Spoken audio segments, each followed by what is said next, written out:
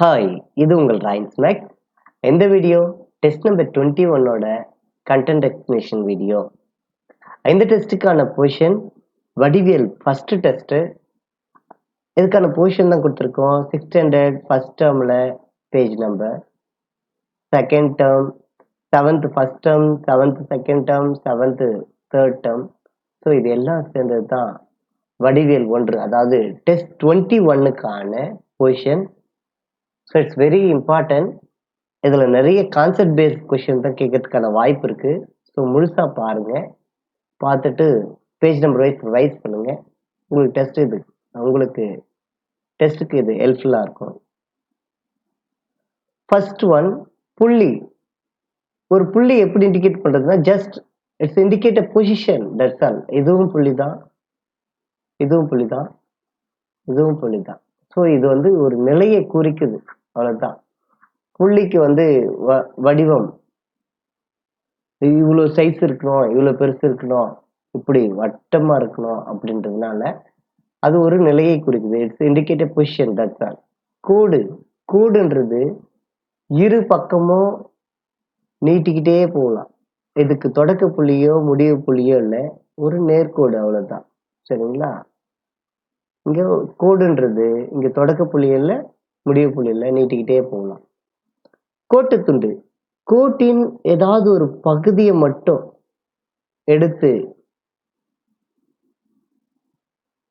வரைஞ்சோம் அப்படின்னா அது வந்து கோட்டு துண்டு. இதுக்கு தொடக்க புள்ளி இருக்கு, முடிவு புள்ளி இருக்கு. இதை நாம அளக்க முடியும். கோட்டை நாம அளக்க முடியாது, கோட்டு துண்டை நாம அளக்கலாம். கோட்டு துண்டுக்கு தொடக்க புள்ளி இருக்கு, முடிவு புள்ளி இருக்கு. கதிர், இது ஒரு முக்கியமான கான்செப்ட். கதிர்ன்றது தொடக்க புள்ளி இருக்கும், முடிவு புள்ளி இருக்காது. So it has a starting point, there is no ending point. இது கதிர், ரே அப்படின்னு சொல்லுவாங்க. இது லைன் செக்மெண்ட், லைன் பாயிண்ட். இந்த கதிர் இதுல இருந்து தான் நாம கோணங்களை டிஃபைன் பண்ண போறோம்.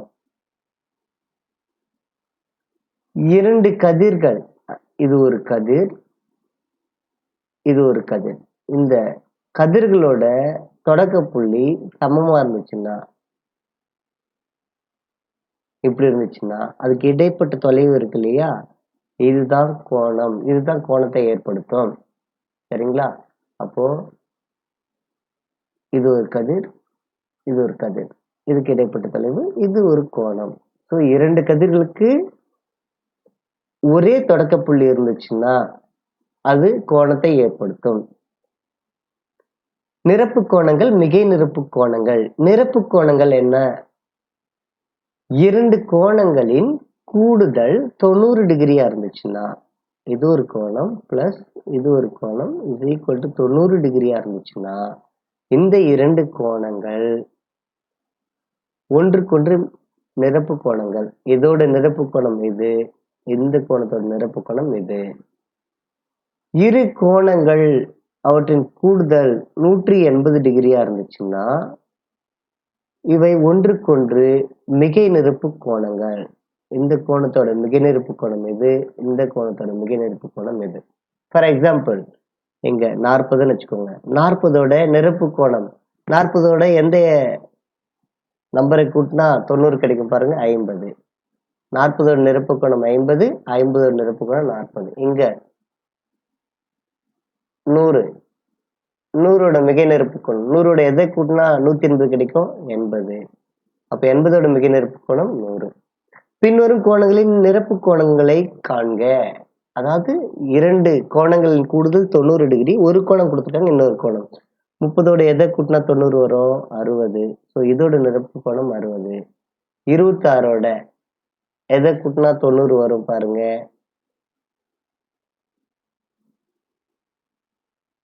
54. சரியா? 64. 85ஓட எதை கூட்டினா 90 வரும், 5. 0ஓட 90, 90ஓட 0. இதெல்லாம் வந்து நிரப்பு கோணங்கள். பின்வரும் கோணங்களின் மிகை நிரப்பு கோணங்கள் கூடுதல். மிகை நிரப்பு கோணங்களை காண்க. 70ஓட எதை கூட்டினா 180 வரும், 110. 90ஓட 90, 0ஓட 180. மற்ற கணக்குல நீங்க போட்டு பார்க்கலாம். 180ஓட 0.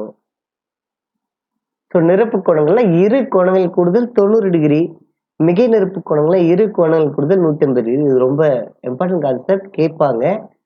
அங்க வந்து நமக்கு நிரப்பு மிகை நிரப்பு இதுக்குள்ள ஒரு டவுட் ஸ்லைட்டா வரலாம். ஸோ அதனால தெரிஞ்சுக்கோங்க. எந்த கோணம் அதன் மிகை நிரப்பு கோணத்தின் 3/2 மடங்கிற்கு சமமாக இருக்கும்? ஒரு கோணம் எக்ஸ்ன்னு வச்சுக்கலாம். அவற்றின் மிகை நிரப்பு கோணம் அப்படின்றது 180 மைனஸ் எக்ஸ். சரிங்களா? மிகை நிரப்பு கோணத்தின் 3/2 மடங்கிற்கு சமமாக இருக்கும் கொடுத்துருக்காங்க.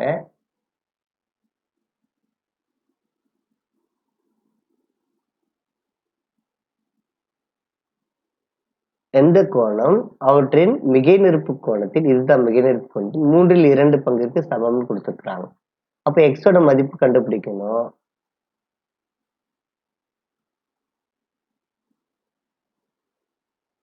ஸோ இங்க வகுத்துல இருக்கிறது 3x is equal to 2 × 180 360. எந்த கோணம் அவற்றின் மிகை நிரப்பு கோணத்தில், இதுதான் மிகை நிரப்பு கோணத்தில் 3/2 பங்கிற்கு சமம்னு கொடுத்துருக்காங்க. அப்ப எக்ஸோட மதிப்பு கண்டுபிடிக்கணும். ஸோ இங்க வகுத்துல இருக்கிறது 3x is equal to 2 × 180 360 minus 2x. இந்த minus 2x அந்த பக்கம் வச்சுன்னா plus 5x is equal to 360. x is equal to 360 by 5 5 7 2.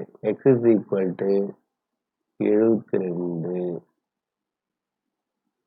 இரண்டு கோணங்கள் மிகை நிரப்பு கோணங்களாகவும் அதில் ஒரு கோணம் மற்றொரு கோணத்தை விட 20 டிகிரி அதிகமாக உள்ளது. இந்த இரண்டு கோணங்கள் மிகை நிரப்பு கோணங்கள். இதை விட இது 20 டிகிரி அதிகமா இருக்கு. ஸோ இது எக்ஸ்ன்னு வச்சுட்டா இது X plus 20 is equal to மிகை நிரப்பு கோணம் கொடுத்தோம்னா 180 போட்டிருக்கு. அந்த கோணங்கள் என்னன்னு கேட்குறாங்க. எக்ஸ் பிளஸ் எக்ஸ் 2x, இந்த 20 அந்த பக்கம் வச்சுட்டு மைனஸ் ஆகும் இல்லையா, 160. X is equal to 80. அப்போ ஒரு எக்ஸ் 80 அப்படின்னா இன்னொன்னு என்ன, அதோட 20 அதிகமா இருக்கும். ஸோ 80 + 20 100. அந்த கோணங்கள் அவற்றில் பெரிய கோணம் கேட்டா 100, சிறிய கோணம் கேட்டா 80. கேள்வியை பொறுத்து நம்ம ஆன்சர் எடுத்து எழுதணும். இரண்டு நிரப்பு கோணங்கள் 7:2 என்ற விகிதத்தில் உள்ளன. அந்த கோணங்களை காண்க. 7:2. அப்ப அந்த கோணங்கள் என்னன்னா 7x, 2x. அவை நிரப்பு கோணங்கள் கொடுத்துருக்காங்க. So 7x + 2x is equal to 90 degree. So 9x is equal to 90 degree. x is equal to 10 degree. அப்ப என்ன கோணம்? 7 × 10 70, 2 × 10 20. அந்த கோணங்கள். இரண்டு மிகை நிரப்பு கோணங்கள் 5:4 என்ற விகிதத்தில் உள்ளன. So 5x 4x. மிகை நிரப்பு கோணங்கள் கொடுத்துருக்காங்க. So 5x + 4x is equal to 180 degree. 9x is equal to 180 degree. x is equal to 20 degree. So 5 × 20, 5 2s are 10, 100, 4 2s are 8, 80. So இரண்டு கோணங்கள் 100, 80. 3 கோட்டு துண்டுகளால் அமைந்த ஒரு மூடிய உருவமே முக்கோணம் ஆகும். இது முக்கோணமா? முக்கோணம் இல்லை. ஏன்னா இந்த கோட்டு துண்டுகள் மூடிய வடிவமா இல்லை. ஸோ இதுதான் வந்து முக்கோணம். இந்த முக்கோணத்தை பத்தி தான் நம்ம பார்க்க போறோம். ஒரு முக்கோணத்தின் 3 கோணங்கள், அதாவது இது ஒரு முக்கோணம் அப்படின்னா இது ஒரு கோணம், இது ஒரு கோணம், இது ஒரு கோணம். 3 கோணங்கள் வெவ்வேறா இருந்தா அந்த 3 பக்கங்களும் வெவ்வேறா இருக்கும். 3ல 2 கோணங்கள் சமமா இருந்துச்சுன்னா அதுக்கு எதிர இருக்கிற 2 பக்கங்கள் சமமா இருக்கும். ஒரு முக்கோணத்தின் 3 கோணங்களும் சமமா இருந்துச்சுன்னா அந்த 3 பக்கங்களும் சமமா இருக்கும். It's very important. முக்கோணத்தின் 3 உட்கோணங்கள், இந்த முக்கோணங்கள் இருக்கு இல்லையா, இதோட கூடுதல் 180 டிகிரி.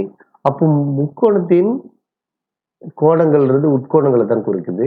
இந்த உட்கோணங்கள் கூடுதல் 180 டிகிரி. அப்போ வெளிக்கோணங்கள் எப்படி நீட்டிக்கணும் அப்படின்னா இது ஒரு வெளிக்கோணம், இது ஒரு வெளிக்கோணம், இது ஒரு வெளிக்கோணம்.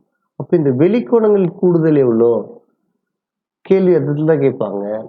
உட்கோணங்களின் கூடுதல் 180 டிகிரி, வெளிக்கோணங்களின் கூடுதல் 360 டிகிரி.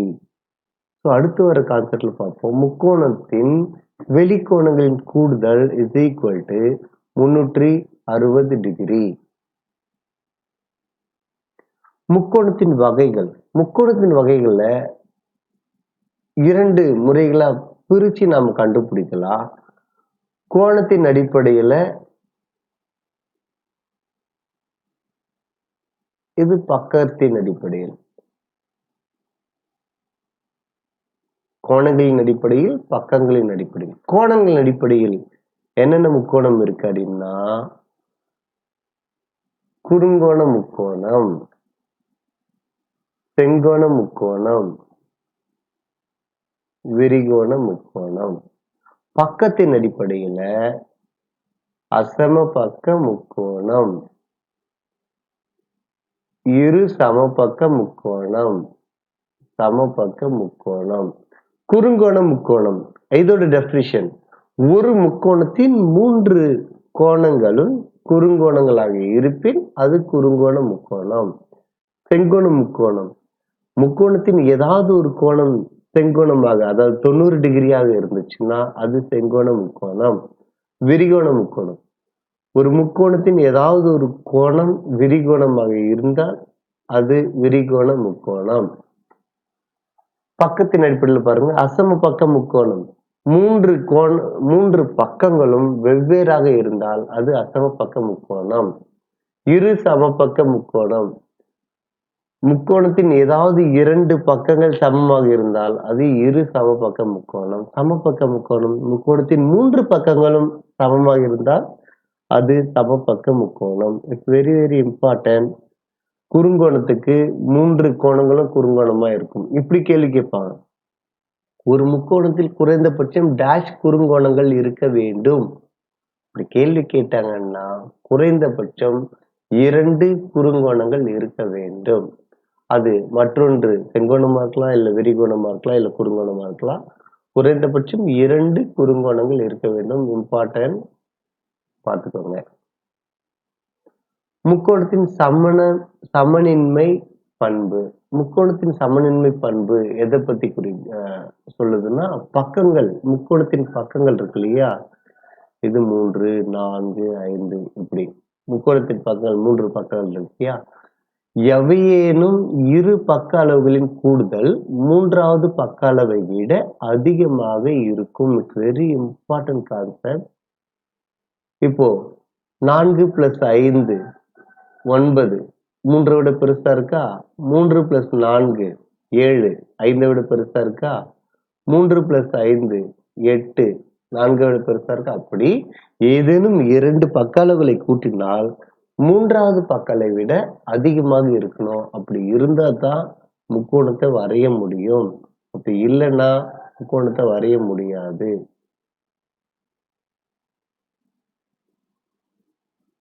இப்போ 6 1 3 இத 3 பக்கங்களா கொண்டு ஒரு முக்கோணத்தை வரைய முடியுமா? பார்க்கலாம். 6 + 1 7, 3 விட பெருசா இருக்கு. 3 + 1 4, 6 விட பெருசா இருக்கா? இல்ல. அப்போ இதை வச்சுட்டு முக்கோணம் வரைய முடியாது. முக்கோணத்தின் எவையேனும் இரு பக்கங்கள் கொடுக்கப்பட்டிருந்தால், இப்போ 5 7 கொடுத்திருக்காங்க அப்படின்னா 3வது பக்கமானது இரு பக்கங்களின் வித்தியாசம் மற்றும் கூடுதல் இவற்றுக்கு இடையே அமையும். இவற்றோட கூடுதல் எவ்வளோ? 5 + 7 12. வித்தியாசம் 7 5 போச்சுன்னா 2. இது ரெண்டுத்துக்கும் நடுவுல தான் அந்த 3வது பக்கங்கள் அமையும். அதாவது 3 4 5 6 7 11க்குள்ள ஏதாவது ஒண்ணு அமையும் அப்படின்னு சொல்றாங்க.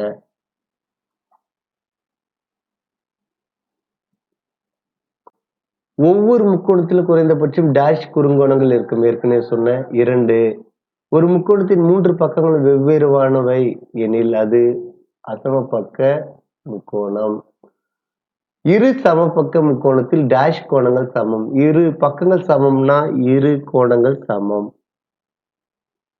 ஒரு முக்கோணத்தின் 3 கோணங்களின் கூடுதல் உட்கோணங்களை தான் கொடுக்குது 180 டிகிரி. ஒரு செங்கோண முக்கோணத்தில் இரு பக்கங்கள் சமம் எனில் அது டேஷ், அதாவது செங்கோண முக்கோணம் கொடுத்துருக்காங்க. இது 90 டிகிரி.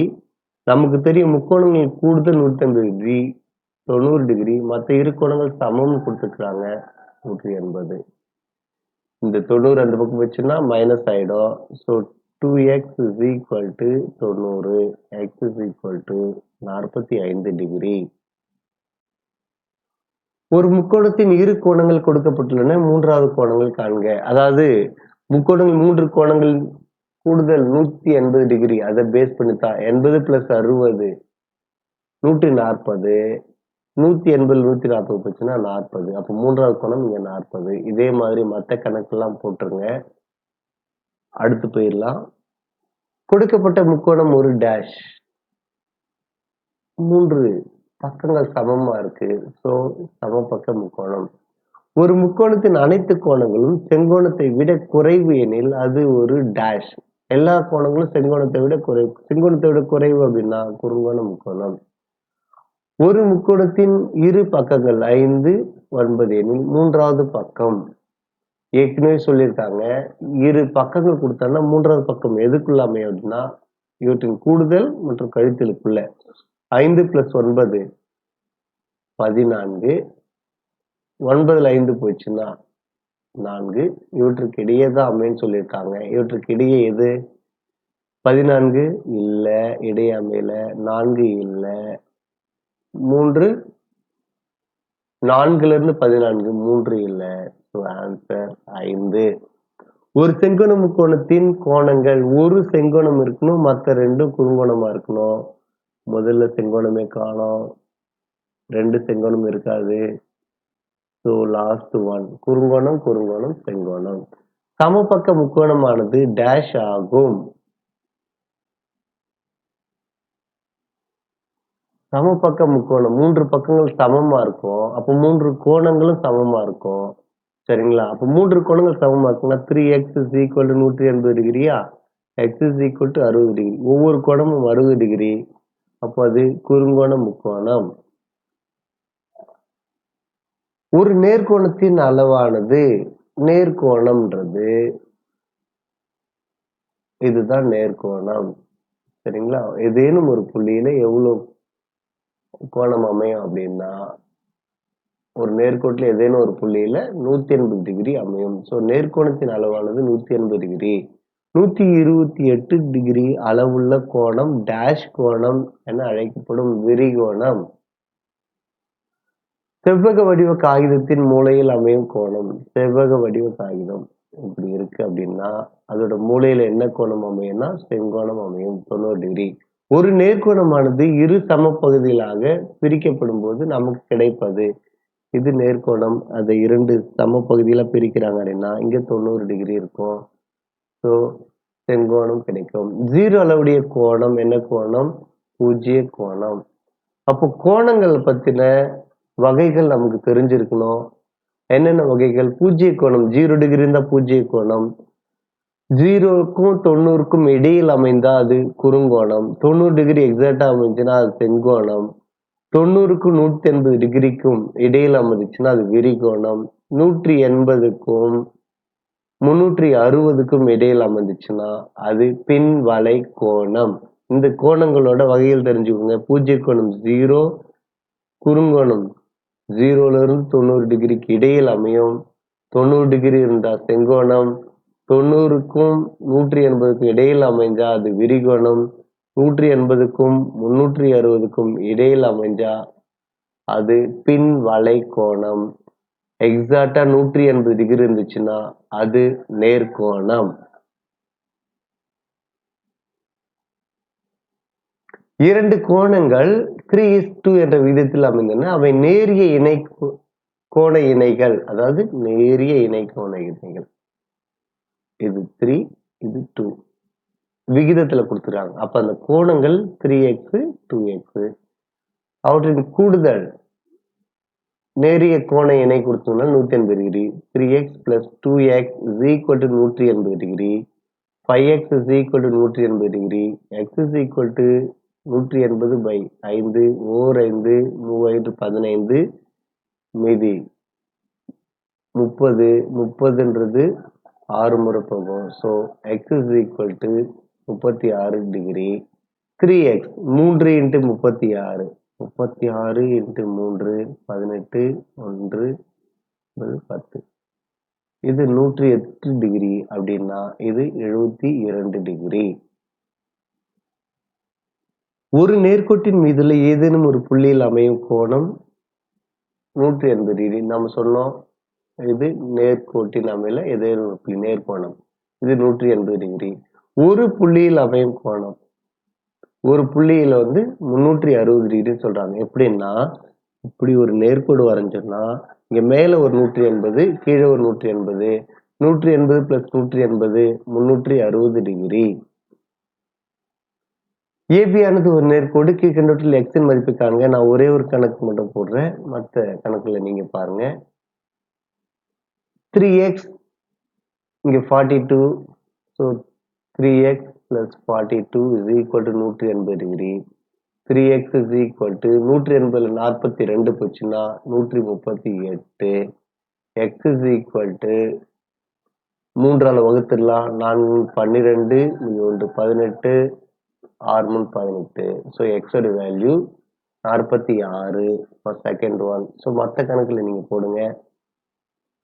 நேரிய கோண இணைகளில் ஒரு கோணம் செங்கோணம் எனில் மற்றொரு கோணம் நேரிய கோண இணை கொடுத்துருக்காங்க. அதுல ஒரு கோணம் இது 90 டிகிரினா இது என்னவா இருக்கும்? அதுவும் 90 டிகிரியா தான் இருக்கும். ஏன்னா கூட்டினா 180 வரணும். ஒரு புள்ளியில் அமையும் 3 கோணங்கள். ஏற்கனவே சொன்ன ஒரு புள்ளியில 360 டிகிரி அமையும் 3 கோணங்கள் அமைது 1:4:7. That is x 4x 7x. கூட்டணும் அப்படின்னா 7 plus 4 11 11 plus 1 12 12x is equal to 360 ஓர் 12 12. ஸோ எக்ஸோட வேல்யூ 30. அந்த கோணங்கள் என்னவா இருக்கும்? இது 30 3 12 120 7 3 21 210 டிகிரி. ஸோ இதுல பெரிய கோணம் கேட்கிறாங்களா சிறிய கோணம் கேட்கிறாங்களா என்ன வேல்யூ கேட்கிறாங்களோ அந்த ஆன்சர் எடுத்து போட்டுடணும். ஒரு புள்ளியில் 6 கோணங்கள் அமைந்துள்ளன. ஒரு கோணம் 45 டிகிரி. மற்ற 5 கோணங்களும் சமம் அளவுடையவை. ஒரு புள்ளியில 360 இல்லையா, ஒரு கோணம் 45 பிளஸ் மற்ற 5 கோணங்களும் சமம் கொடுக்குறாங்க. So 5x is equal to 360. 5x is equal to கழிச்சோம் அப்படின்னா 10ல் 5 போச்சுன்னா 5 5ல் 4 போச்சுன்னா 1 315 315 by 5 x is equal to 6 3 63 degree. அந்த கோணங்கள் எவ்வளோ? 63 டிகிரி. கீழே ஒரு கணக்கு கொடுத்துருக்காங்க. இதுல எக்ஸோட மதிப்பு கண்டுபிடிக்கணும். நீங்க இது பாருங்க, ஒரு நேர்கோடு. So 4x is equal to 180 degree. x is equal to 4 4 16 20 இருக்கு 5. ஸோ எக்ஸோட வேல்யூ 45. இப்போ இங்க பாருங்க x plus y is equal to 180. எக்ஸோட வேல்யூ 45ன்னு தெரியும். அப்போ இந்த வேல்யூ என்னவா இருக்கும்? 135 ஒய்யோட வேல்யூ. ஸோ ஒர்க் அவுட் பண்ணி பாருங்க. இணைக்கோடுகளில் குறுக்கு வெட்டி ஏற்படுத்தும் கோணங்கள். இது ரெண்டும் இணைக்கோடுகள். இது ஒரு குறுக்கு வெட்டி.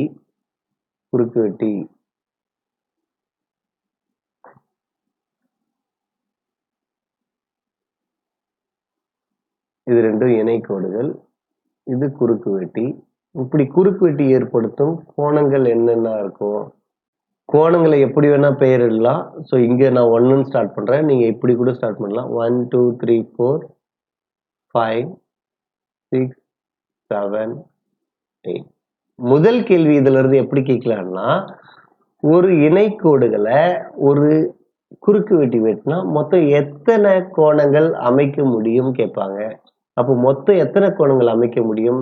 8 கோணங்கள் அமைக்க முடியும். That is the answer.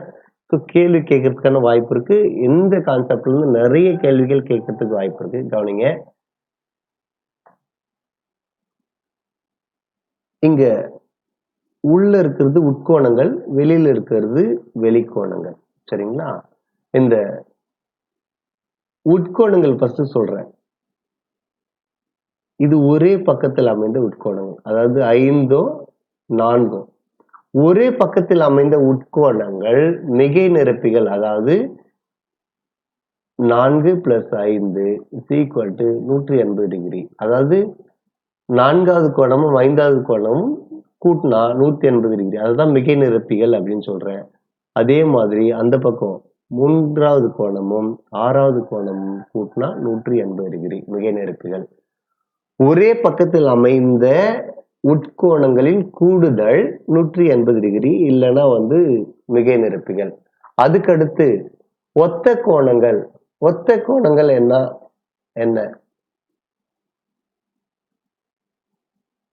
இந்த 1 5, அதாவது ஒரு F ஃபார்ம் பண்ணோம். அது ஒத்த கோணங்கள்.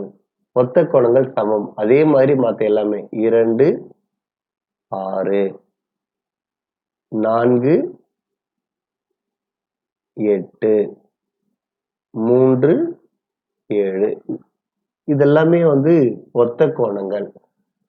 அதுக்கு அடுத்து ஒன்று விட்ட கோணங்கள். ஒன்று விட்ட கோணங்கள்ன்றது Z ஃபார்ம் பண்ணும். எந்த ஆங்கிளும் இந்த ஆங்கிள். ஸோ 3 5 3 = 5 4 = 6. இதெல்லாம் ஒன்று விட்ட கோணங்கள். இங்கிலீஷ்ல ஆல்டர்னேட் இன்டீரியர் ஆங்கிள்ஸ் சொல்லுவாங்க. உட்கோணங்களுக்குள்ள ஒன்று விட்ட கோணங்கள் இதெல்லாம்.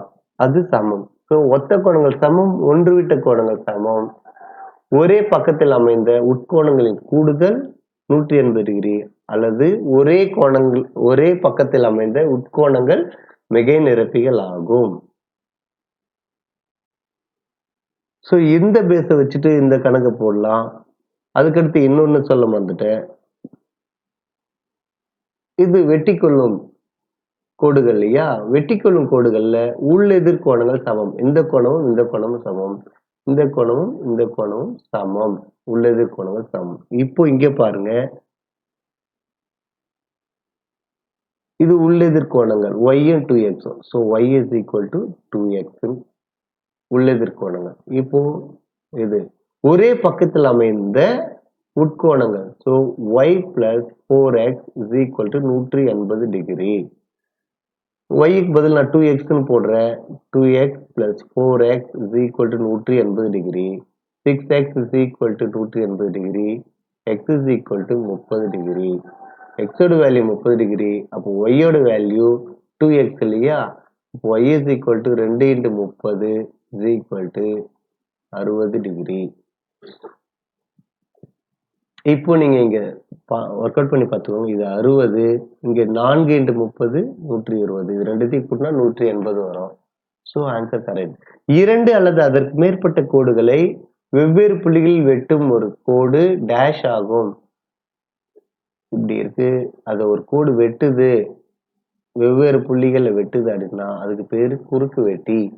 இணைக்கோடுகளை ஒரு குறுக்கு வெட்டி வெட்டும் போது பின்னொரு கூட்டுகளில் எது எப்பொழுதும் உண்மையாக இருக்கும்? ஒத்த கோணங்கள் மிகை நிரப்பு கோணங்கள் தப்பு. ஒத்த கோணங்கள் சமமா இருக்கும். ஒன்று விட்ட கோணங்கள் தப்பு. ஒன்று விட்ட கோணங்கள் சமமா இருக்கும். ஒன்று விட்ட வெளி கோணங்கள் மிகை நிரப்பு கோணங்கள் தவறு. ஒன்று விட்ட உட்கோணங்கள் தான் சமம், அது மிகை நிரப்புகள் கொடுத்துருக்காங்க, தவறு. குறுக்கு வெட்டிக்கு ஒரே பக்கம் அமைந்த உட்கோணங்கள் மிகை நிரப்பிகள், இதுதான் கரெக்ட். Very good. ஏற்கனவே சொன்ன இந்த ஒரே பக்கத்தில் அமைந்த உட்கோணங்கள் மிகை நிரப்பிகள் ஆகும். படத்தில் x இன் மதிப்பை காண்க. இங்க பாருங்க, இந்த மதிப்பு 3x - 17 கொடுத்துருக்காங்க. இந்த x 65. ஸோ ஒரே பக்கத்தில் அமைந்த உட்கோணங்கள் 180 இல்லையா? இது 65 அப்படின்னா 65 180ல கழிச்சிரும். 10ல் 5 போச்சுன்னா 5, 7 1, 6 போச்சுன்னா 1, 115. ஸோ எதிர்கோணங்கள் சமம் 115. இந்த -17 அந்த பக்கம் போச்சுன்னா +17 ஆகும். ஸோ கூட்டிடலாம்.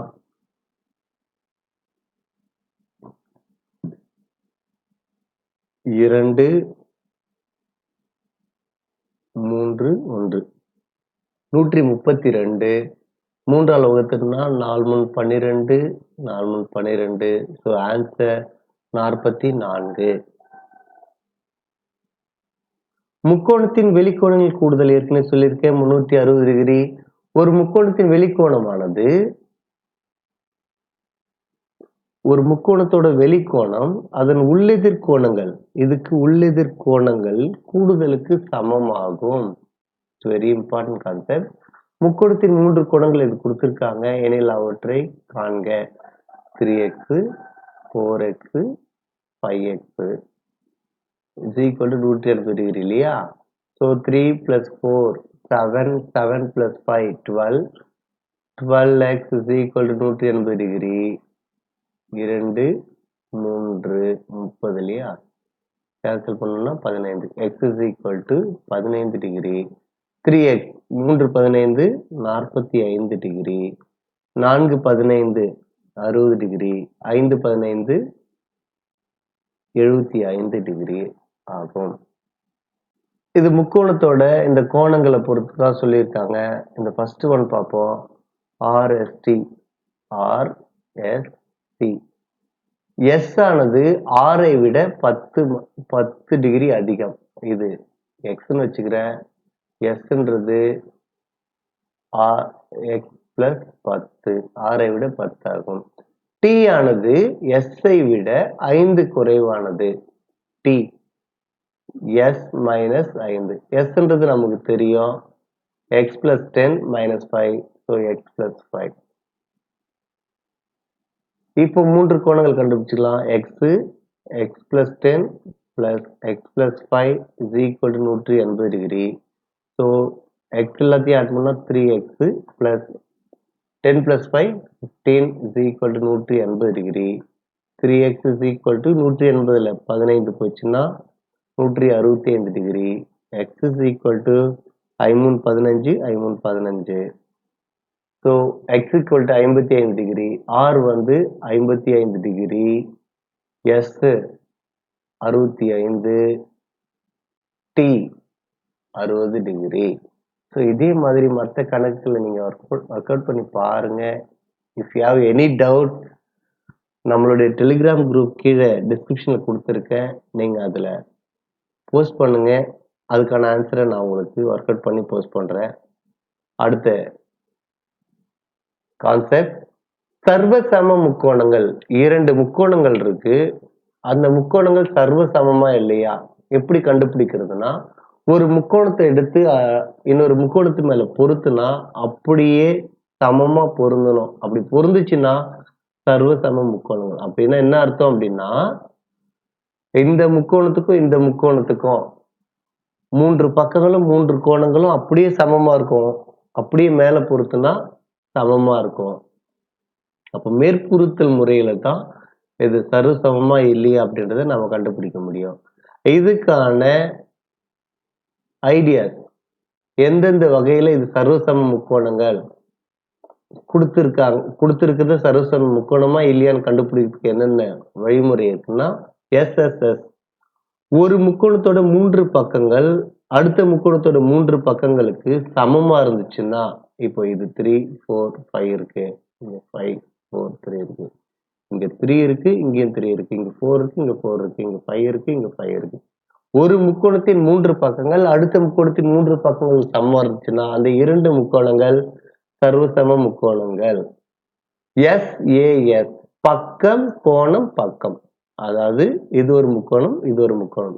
இங்க இந்த பக்கம் சமம், இந்த பக்கம் சமம். அவற்றுக்கு இடையே உள்ள கோணங்களும் சமமா இருந்துச்சுன்னா அந்த 2 முக்கோணங்களும் சர்வசம முக்கோணங்கள். அதே மாதிரி தான் SAS கோணம் பக்கம் கோணம். இது ஒரு முக்கோணம் இது ஒரு முக்கோணம். இங்க ஒரு கோணம் இந்த கோணம் சமம். இந்த கோணம் சமம்னா இந்த கோணங்களுக்கு இடைப்பட்ட பக்கமும் சமமா இருந்தா இந்த இரண்டு முக்கோணங்கள் சர்வசம முக்கோணங்கள் ஆகும். கடைசி ஒன் RHS. RHSன்றது செங்கோண முக்கோணத்துல, இது செங்கோண முக்கோணம்னா இங்க 90 டிகிரிக்கு எதிர இருக்கிறது கர்ணம். ஹைபோடெனஸ்னு இங்கிலீஷ்ல சொல்லுவோம். இது கர்ணம், இது ரைட் ஆங்கிள். இப்படி இரண்டு செங்கோண முக்கோணம் இருந்துச்சுன்னா அவ சர்வசம முக்கோணமா இல்லையா? ஃபர்ஸ்ட் ரைட் ஆங்கிள் இருக்கான்னு பாருங்க. ரைட் ஆங்கிள் இருக்குன்னா செங்கோண முக்கோணம்.